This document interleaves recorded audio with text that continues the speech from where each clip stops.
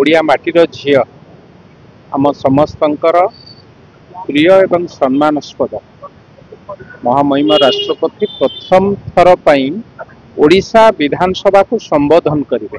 आगु केबे ओडिशा विधानसभा को राष्ट्रपति आगमन हो ना संबोधन करने विधायक मान उद्देश्य वार्ता दवाई केबे नथिला। निश्चित भाव मुझे केवल विधायक हिसाब से नुहे ए माटीर ओडिया माटीर पुओ हिसाब से आम समस्त आज एक ऐतिहासिक दिन और गर्वर दिन।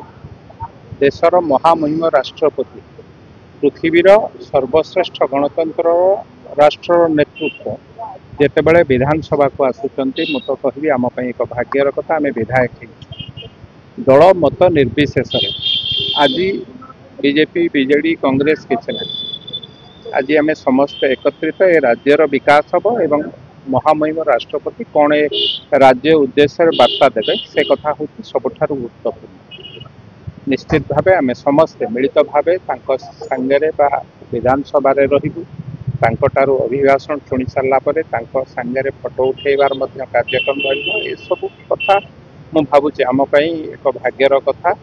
जितेबाला महामहिम राष्ट्रपति आम सांगे एकाठी बसवे एकाठी भाषण शुणेबे एकाठी फटो उठेबार सुजोग मिल आम समस्त ये एक भाग्यर कथा। आम समस्ते से कथा को मिलित भाव करूँ एवं दल मत निर्विशेष आम समस्ते एभली कार्यक्रम को स्वागत करने सहित ए राज्यर हितरे लागिबार आवश्यकता रही तेणु एभली कार्यक्रम को आम समस्ते मिलित भाव स्वागत कर।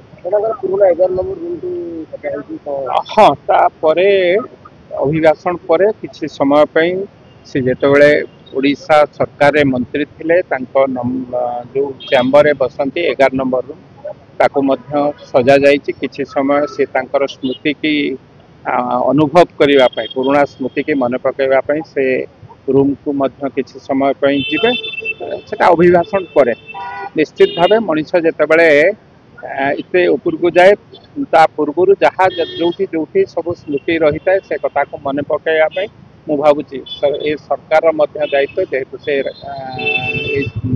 सरकार रे पूर्व सरकार मंत्री थे से जो बसुले कौन करुले से स्मृति की मन पकड़ समय आस।